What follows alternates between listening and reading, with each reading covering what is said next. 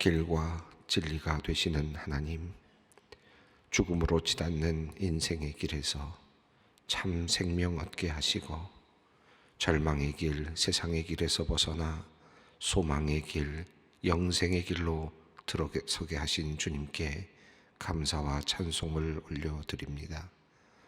인생의 길목마다 고통이 넘쳐나고 질병이 늘 우리를 공격하는 가운데 빈궁함에 대한 염려와 실패에 대한 걱정으로 하루하루를 살아가는 우리들입니다.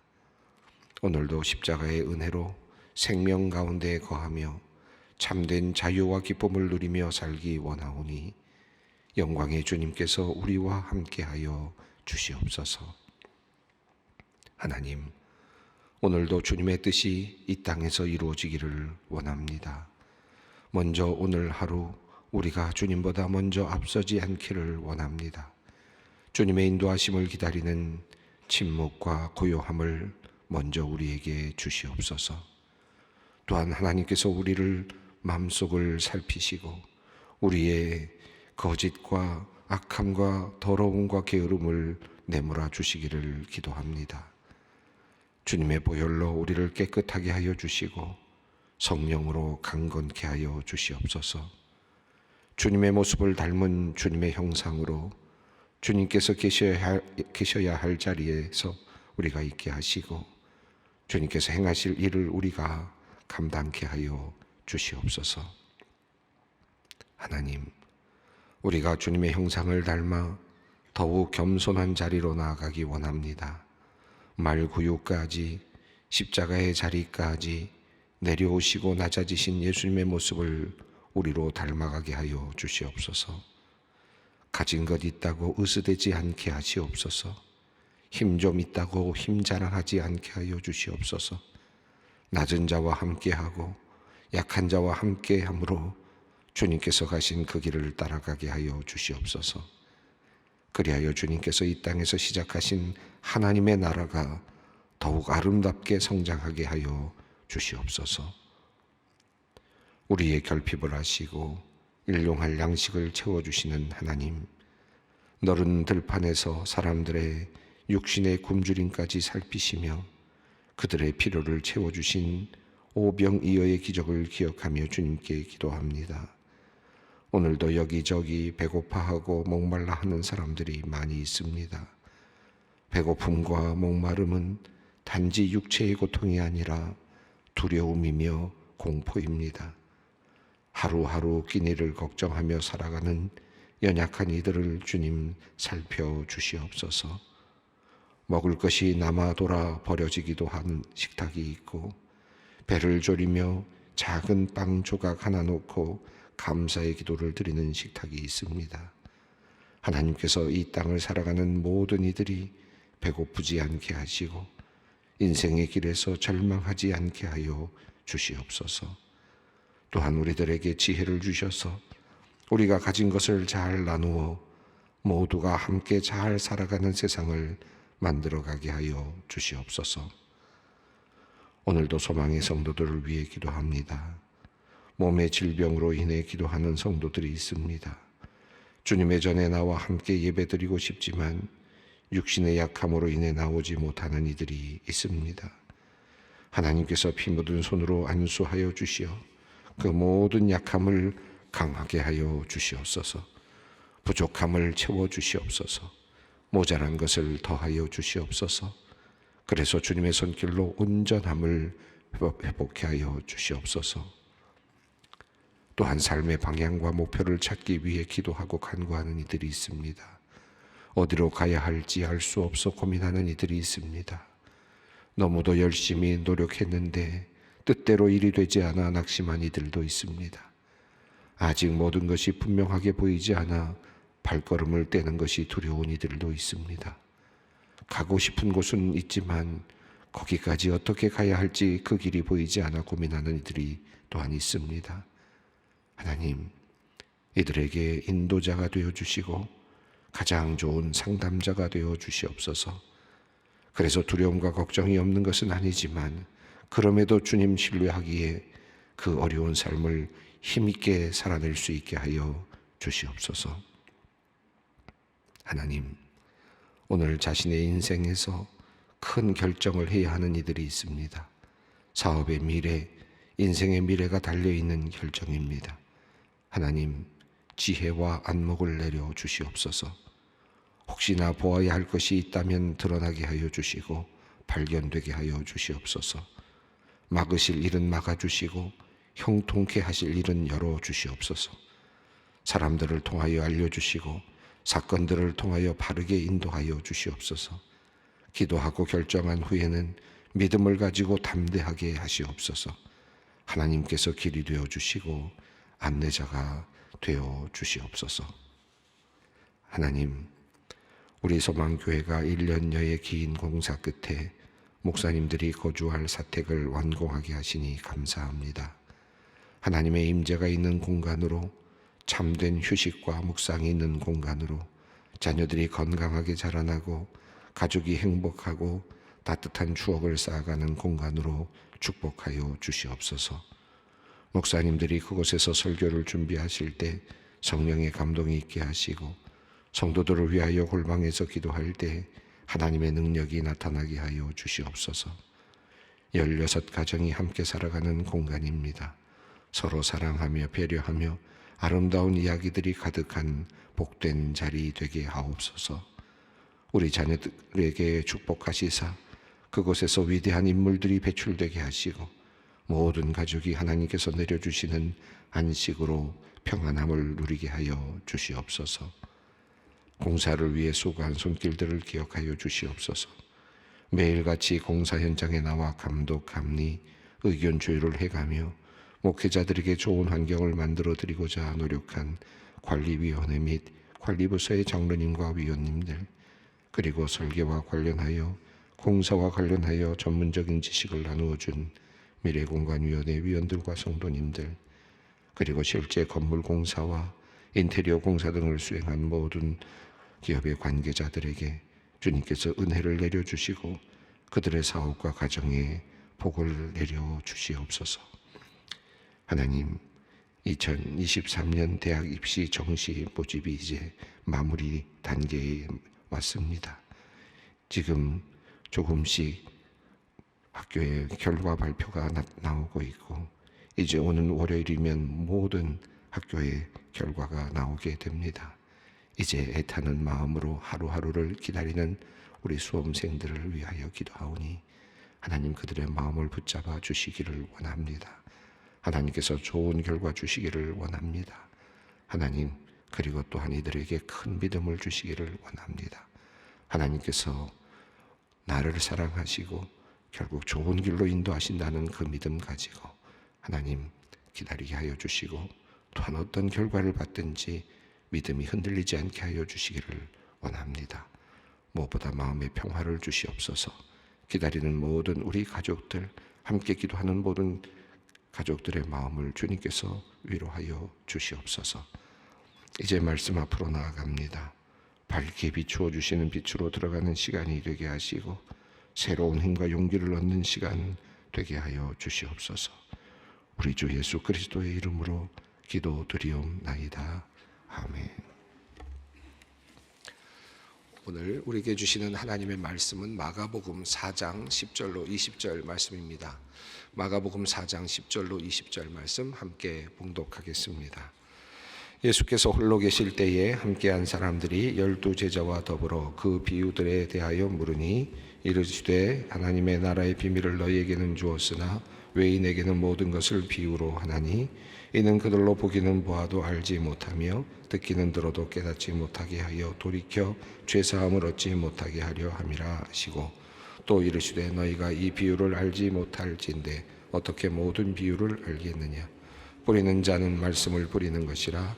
말씀이 길가에 뿌려졌다는 것은 이들을 가리킴이니 곧 말씀을 들었을 때 사탄이 즉시 와서 그들에게 뿌려진 말씀을 빼앗는 것이요, 또 이와 같이 돌밭에 뿌려졌다는 것은 이들을 가리킴이니 곧 말씀을 들을 때에 즉시 기쁨으로 받으나 그 속에 뿌리가 없어 잠깐 견디다가 말씀으로 인하여 환난이나 박해가 일어나는 때에는 곧 넘어지는 자요, 또 어떤 이는 가시떨기에 버려진 자니 이들은 말씀을 듣기는 하되 세상의 염려와 재물의 유혹과 기타 욕심이 들어와 말씀을 막아 결실하지 못하게 되는 자요. 좋은 땅에 버려졌다는 것은 고운 말씀을 듣고 받아 30배나 60배나 100배의 결실을 하는 자니라. 아멘. 예수님께서 앞선 본문에서 씨를 뿌리는 그런 비유를 말씀을 하셨습니다. 그 비유의 말씀은 모든 사람들에게 열려 있었고 또 바닷가에서 배 위에서 예수님께서는 모든 사람들, 모든 무리들에게 그 말씀을 해주셨습니다.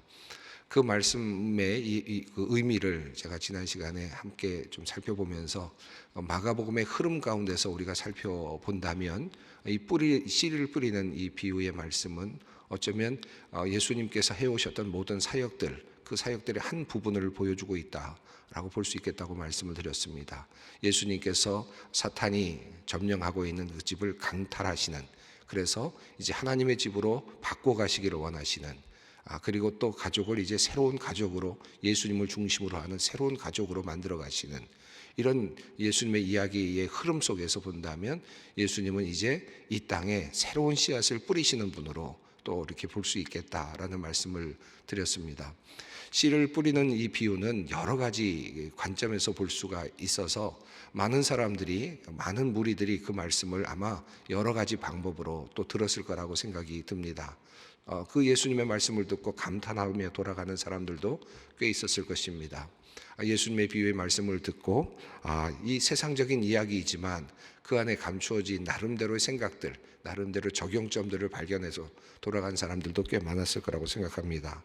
씨 뿌리는 비유를 듣고 돌아가면서 내가 열심히 씨를 뿌려야 되겠구나, 열심히 농사를 지어야 되겠구나 라고 생각하고 간 사람들도 있었을 것이고, 열심히 살아야 되겠구나 라고 생각을 하고 간 사람들도 있었겠죠. 또 어떤 사람들은 내가 좋은 땅을 잘 골라서 뿌려야 되겠구나 라고 생각을 하고 가는 사람들도 있었을 것입니다. 또 결국 어떤 사람은 결국 거두려면 뿌려야 되는 것이구나 라는 교훈을 받고 그렇게 집으로 돌아간 사람들도 있었을 것입니다. 이런 적용의 모든 점들은 많은 그 무리들이 충분히 그 말씀을 듣고 깨달았을 법한 그런 내용들이라고 할 수 있겠죠. 근데 이제 오늘 본문 말씀은 이제 이 말씀이 그거보다 조금 더 깊은 심층적인 차원이 있다는 사실을, 영적인 차원이 있다는 사실을 예수님께서 특별한 사람들에게 열어 보여주고 계시는 부분입니다. 이 10절 말씀을 함께 읽어보겠습니다. 예수께서 홀로 계실 때에 함께한 사람들이 12제자와 더불어 그 비유들에 대하여 물으니. 자, 예수님께서 홀로 계셨다. 이제는 많은 무리들과 함께 계시는 것이 아니라 홀로 계시는 그 자리입니다. 마가복음에 따르면 많은 무리가 있은 다음에 항상 예수님께서 이렇게 물러나시고 그리고 어떤 곳에 계시는 장면들이 나타나는데, 여기는 지금 어떤 자리인지는 정확히 나오진 않지만 예수님이 홀로 계셨다 라고 하는 이런 말씀을 하고 있습니다. 따로 지금 떨어져 계시는 장면입니다. 그때 예수님과 함께한 사람들, 특별히 12제자들이 예수님께 물었습니다. 앞서 많은 무리들 앞에서 말씀하셨던 그 비유가 어떤 뜻인지, 또 무슨 내용인지를 조금 더 한번 대화하는 그런 시간이 있었던 것 같습니다. 자, 이 제자들이 예수님께 묻습니다. 여기서는 지금 이 10절 말씀은 대상이 달라져 있음을 볼 수 있습니다. 지금 과거에 앞선 본문에서는 많은 무리들이 예수님의 말씀을 듣고 있고, 여기서는 이제 특정한 사람들, 특별히 예수님과 아주 가까이 함께 있는 사람들, 그 사람들이 예수님께 이 비유의 말씀을 묻고 있습니다. 자, 그러자 예수님께서는 이제 그 비유가 가지고 있는 영적인 영역을 열어 보여주십니다. 11절 말씀을 읽겠습니다. 이르시되 하나님 나라의 비밀을 너희에게는 주었으나 외인에게는 모든 것을 비유로 하나니. 이 말씀은 어떤 말씀입니까? 예수님께서 주신 이 비유의 말씀에는 하나님 나라의 비밀이 숨겨져 있다 라고 하는 것입니다. 단순하게 씨를 뿌리는 비유처럼 보이지만 농사와 관련된 이야기처럼 보이고, 농사를 잘 짓는 법과 관련된 이야기처럼 보이고, 인생을 성공하는 것과 관련된 이야기처럼 보이는 그런 일반적으로 본다면, 무리의 관점에서 본다면, 세상의 관점에서 본다면 그저 그런 것으로 보여지는 말씀입니다. 씨앗을 뿌리고 그리고 거두는 이야기, 어떻게 하면 인생을 성공할 것인가 관점에서도 볼 수 있고요. 어떻게 농사를 잘 지을 것인가에 대한 관점에서도 볼 수 있는 그런 이야기입니다. 그런 지혜. 그런데 그 지혜가 실제로는 예수님의 말씀 속에는 하나님 나라의 비밀이 숨겨져 있는 것이다 라고 말씀을 지금 하고 있습니다. 그러면서 이 하나님의 나라의 비밀을 이제 너희에게는 주었지만 외인들에게는, 다른 이들에게는 아직 주어지지 않았다 라고 그렇게 말씀하고 있습니다. 이 말씀 이후에 예수님께서 12절에서 이렇게 말씀을 하십니다. 함께 읽습니다. 이는 그들로 보기는 보아도 알지 못하며 듣기는 들어도 깨닫지 못하게 하여 돌이켜 죄사함을 얻지 못하게 하려 함이라 하시고.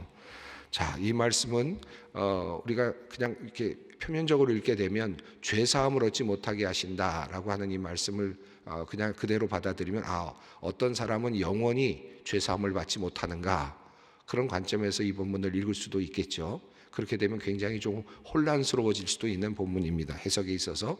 그런데 이 부분을 저는 마가복음의 흐름 속에서 읽을 필요가 있다고 생각하는데, 예수님께서 2장 1절부터 12절까지 중풍병자를 고치신 다음에 어떻게 하셨습니까? 내 죄사함을 받았느니라 라고 예수님께서 말씀을 하셨잖아요.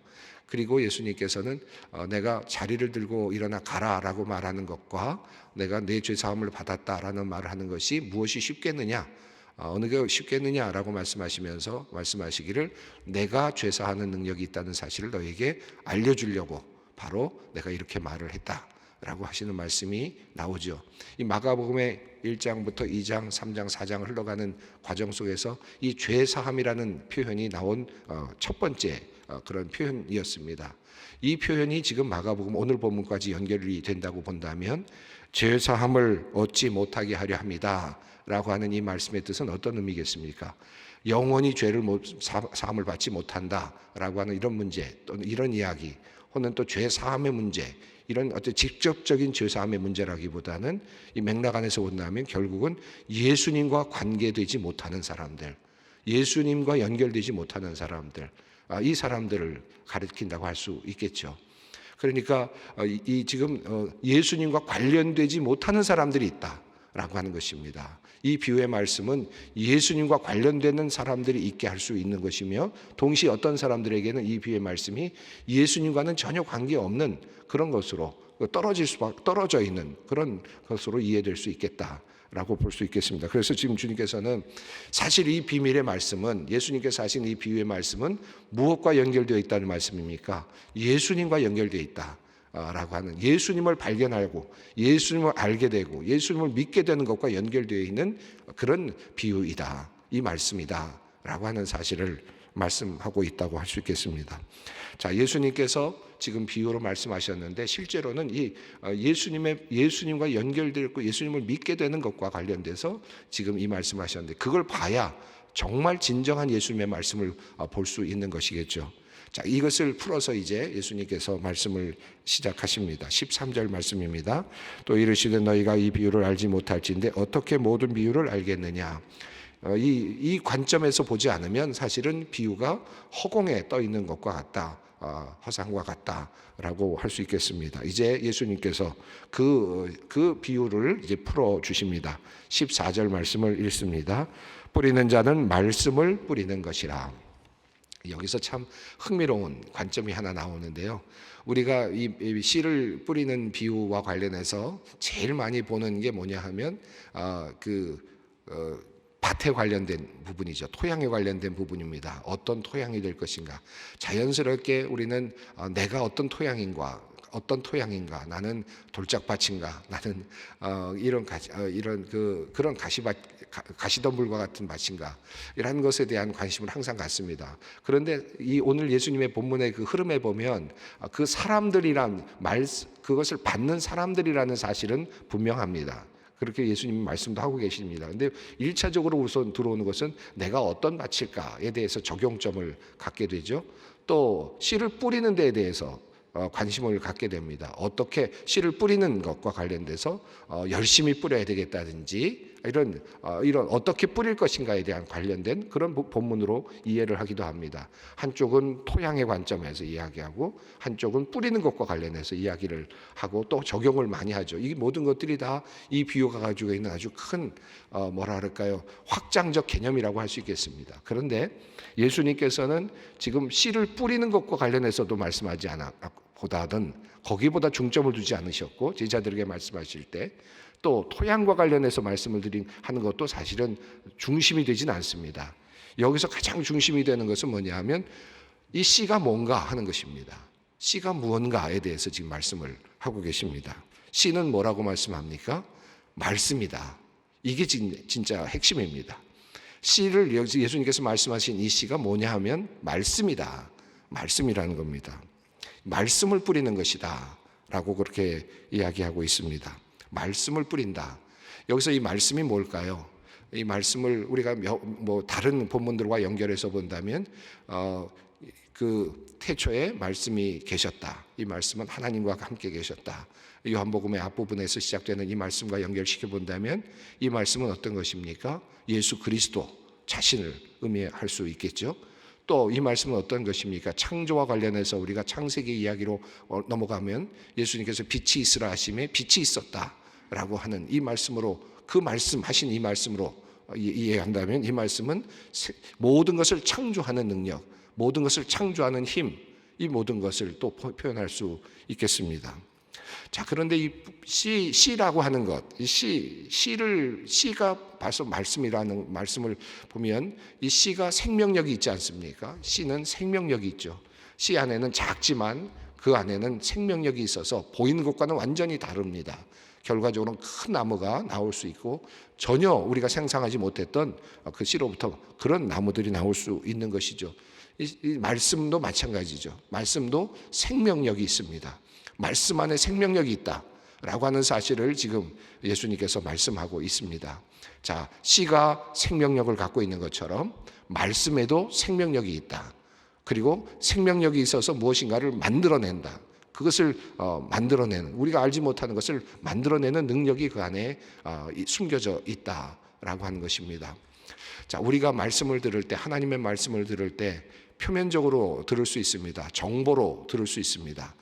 이렇게 살면 이렇게 된다라고 하는 거 그냥 하나의 정보로 이해될 수 있고, 또 이렇게 살라고 하는 교훈으로도 이해할 수 있고요.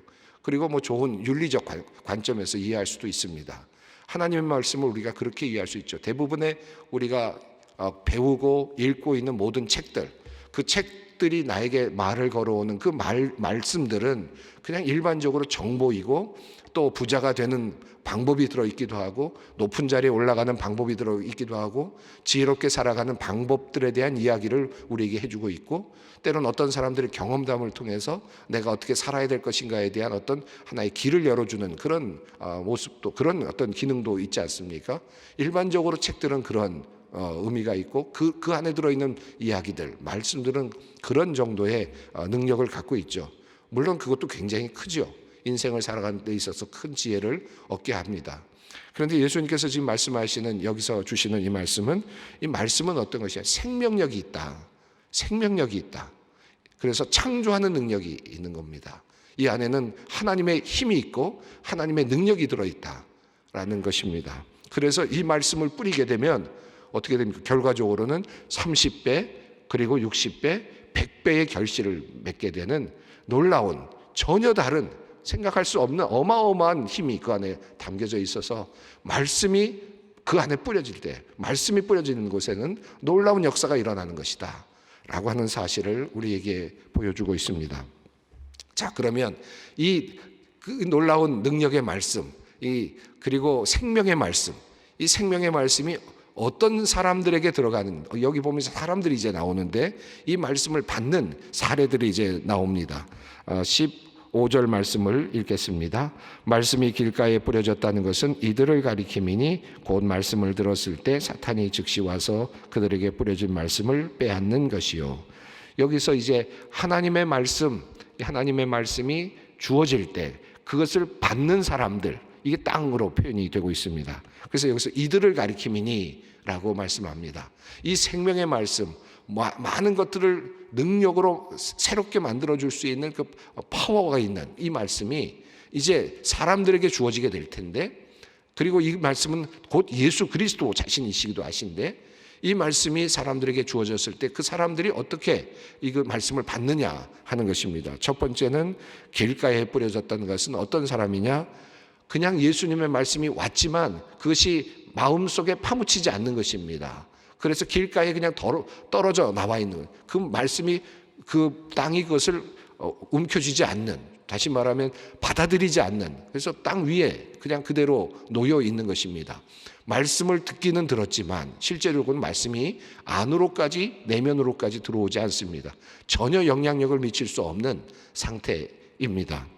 물론 그렇게 해서 오랜 시간이 흘러서 조금이라도 뿌리가 내려지면 혹시 모르겠는데, 그런데 결국 사탄이 와서, 새라고 하는, 앞선 그 비유에서는 새라고 하는 그런 표현이 나왔습니다만 여기서는 분명하게 사탄으로 예수님께서는 이야기합니다. 사탄이 와서 결국은 그것을 빼앗아가 버린다.